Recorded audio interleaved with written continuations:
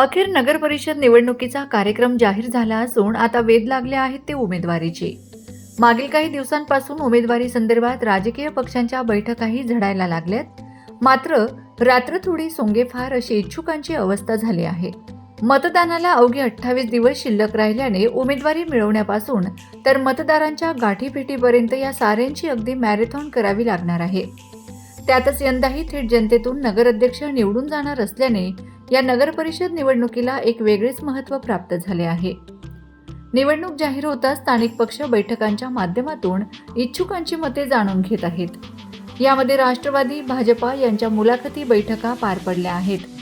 दुसरीकडे आपले ticket fix असल्याचे समजून काही कामाला लागले आहेत। गत निवडणुकीत नगर परिषदेवर शिवसेनेची एकहाती सत्ता होती।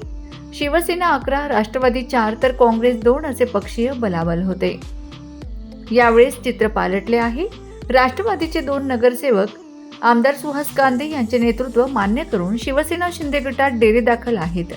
ही निश्चितच शिंदे गटासाठी जमेची बाजू ठरली आहे।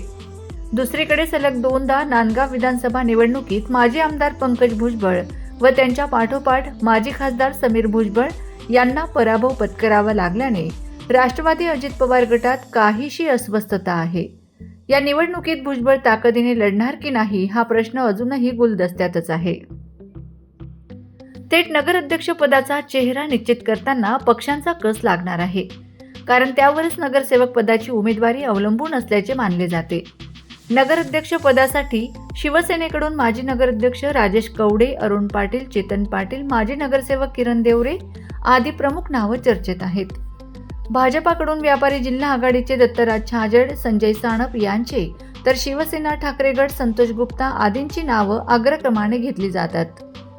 युती आघाडी झाल्यास तसेच सन्मानाने जागा वाटप झाल्यास चित्र अजून वेगळे बघावयास मिळेल। एकूणच यावेळेस नगर परिषद निवडणुकीची रणधुमाळी रंगतदार असेल हे मात्र निश्चित। नांदगावचा पाणी प्रश्न व विविध विकास कामांच्या मुद्द्यांवर गेल्या निवडणुकीत पालिकेची सत्ता हस्तगत करणाऱ्या शिवसेनेने 17 पैकी 11 जागा मिळवल्या होत्या। राष्ट्रवादीला अवघ्या 4 जागांवर समाधान मानावे लागले। माजी आमदार अनिल आहेर यांच्या पारड्यात 2 जागा पडल्या होत्या। आमदार सुहास कांदे यांच्या माध्यमातून पाणी प्रश्न मार्गी लागल्याने तसेच यंदाच्या निवडणुकीत प्रबळ विरोधक नसल्याचे सध्या तरी दिसते। महायुतीतील राष्ट्रवादी या निवडणुकीत पुन्हा दंड थोपटेल काय किंवा सर्वच पक्ष स्वबळावर स्वतंत्र लढतील यावर निवडणुकीचे गणित ठरणार आहे। Bureau report, Kasmade update, Malegaon, Nandgaon.